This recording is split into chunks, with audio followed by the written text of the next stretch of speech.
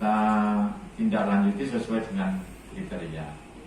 Jadi kita upayakan ini betul-betul untuk bisa bermanfaat untuk kelanjutan daripada nanti kita persiapan. Saat ini saya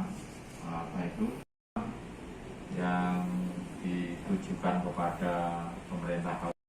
Prinsip Bu Ari, jadi kita sesuai dengan surat penjelasan yang ditujukan satu ke DKK dan satu ke saya, nanti akan kita koordinasikan dengan sasaran yang ada, yaitu SD maupun sekolahan ya, sekolahan bisa kerjasama, pasar, dinas kesehatan, nanti akan kita koordinasikan, nanti dikoordinir oleh Pak Asdua maupun juga Bu Asisten.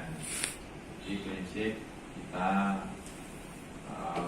akan kita sampaikan, sekaligus juga nanti kerjasama. Karena kerjasama kita kan ada badan kerjasama yang tim kerjasama kita. Jadi nanti semua yang kerjasama dengan pemerintah daerah itu konsepnya adalah dari tim kerjasama. Nanti setelah konsep itu sama-sama memenuhi sesuai dengan nota yang dikeluarkan, itu baru kita tanda tangan.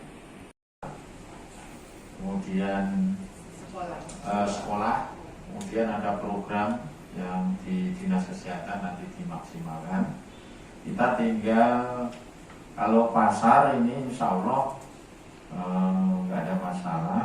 Nanti ada kepala dinas Perindak yang kita persiapkan. Kalau desa, kebetulan ini desanya ada Pak Camat, apakah memang kita menunjuk yang camatnya di sini atau memang kita persiapkan mungkin desa yang lain, mungkin yang desa yang tidak harus hari ini juga Bapak. Nanti kita persiapkan untuk desa yang mungkin rawan bencana misalnya ya. Program 2021 ini akan disinergikan dengan Pemkab Pati itu apa saja, Bu? Seperti Bapak Bupati tadi sampaikan ya, kami ada 7 kabupaten kota di Jawa Tengah ini yang kita intervensi gerakan keamanan pangan terpadu. Jadi ada program gerakan keamanan pangan desa, ada 2 desa yang kita intervensi, kemudian pasar aman, kemudian pangan jajan anak sekolah, ada 50 sekolah, baik SD, SMP, SMA. Jadi itu kita intervensi, tujuannya adalah membentuk kemandirian komunitas ya. Kalau di desa ya komunitas masyarakat desanya itu lebih paham bagaimana ikut mengawasi makanan yang diproduksi ataupun yang didistribusikan atau yang dikonsumsi oleh masyarakat. Jadi ada pemberdayaan masyarakat dan juga pendampingan untuk pelaku usaha yang ada di desa itu. Jadi ada peningkatan daya saing produk yang tadinya menggunakan bahan berbahaya, mungkin kita akan edukasi untuk mengganti dengan bahan-bahan yang aman sehingga bisa diregistrasi dari Dinas Kesehatan, mendapat PIRT sehingga bisa masuk ke pasar modern, bisa bahkan keluar dari tidak hanya di kabupaten, distribusinya sampai ke nasional bahkan internasional, bisa diekspor.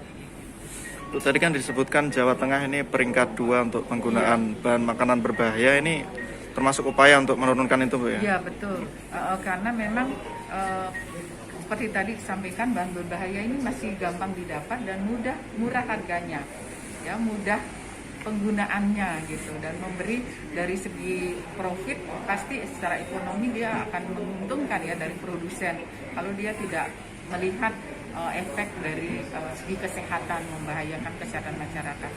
Jadi kita bersama-sama ini menginvestigasi nanti di mana ada dari hilir ya, dari pasar, di mana diproduksi kita ke hulu, bahkan mungkin sampai ke produsen kalau itu diproduksi oleh yang lebih besar. Dan ini tidak menutup hanya di Pati, bisa jadi distribusinya hanya di Pati, tapi produsennya ada di luar Pati, kabupaten lain atau bahkan provinsi yang lain. Jadi seperti kemarin di Semarang kita temukan di pasar tradisional itu seluruh mie basahnya positif mengandung formalin. Ternyata produsennya ada di Kota Semarang. Tahun sebelumnya kita temukan produsennya ada di Boyolali, ada di Muntilan. Nah itu berpindah-pindah produsen yang mencari keuntungan. Jadi kita edukasi masyarakat bagaimana memilih makanan ini yang aman, yang sehat, yang tidak berisiko terhadap kesehatan. Jadi sama-sama kita turunkan supply dan kita juga turunkan demand terhadap produk yang tidak memenuhi. Tadi program keamanan pangan dari BPOM, Pemkab Pati bagaimana menyambutnya? Baik, jadi pada prinsipnya apa yang disampaikan oleh Bu Ari datang ke Pati, ada beberapa item yang nanti diintervensi khususnya di sekolah, kemudian di pasar, kemudian desa, dan dinas kesehatan ya. Saya menyambut dengan baik karena ini tidak yang pertama kali, sudah bertahun-tahun dan memang lokusnya saja yang berbeda-beda. Dengan harapan kalau ada intervensi langsung ini kan kita tahu sampai sejauh mana sih kalau ada terjadi penyimpangan, baik itu penggunaan pengawasan terhadap obat maupun makanan yang dimanfaatkan oleh masyarakat. Sehingga dengan adanya surat yang disampaikan maupun kerjasama nanti akan secara teknis akan saya tindak lanjuti OPD yang terkait, yaitu Dinas Kesehatan, Perindak, Dispermasdes, kemudian Ketahanan Pangan. Jangan lupa follow, like, dan subscribe sosial media Tribun Jateng.